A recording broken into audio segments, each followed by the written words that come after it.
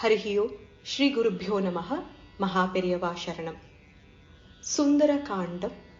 प्रथमः सर्गः समुद्रलङ्घनं verses 121 to 130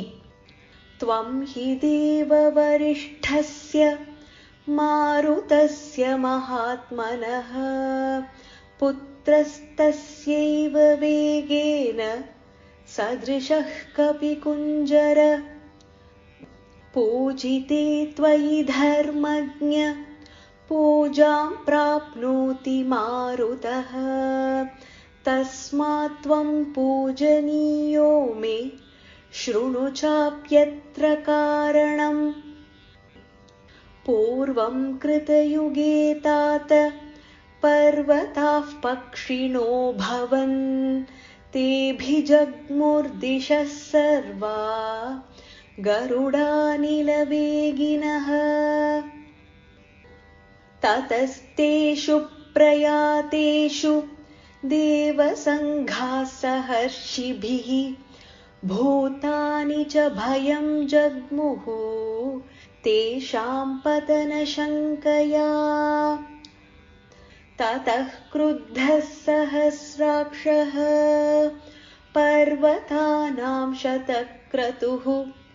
पक्षांश्चिच्छेदवज्रेण तत्र सहस्रशः समामुपागतः क्रुद्धो वज्रमुद्यम्य देवराट् ततोऽहं सहसा क्षिप्तः श्वसनेन महात्मना अस्मिन् लवणतो ये च प्रक्षिप्तः प्लवगोत्तम गुप्तपक्षसमग्रश्च तव पित्राभिरक्षितः ततोऽहं मानयामि त्वां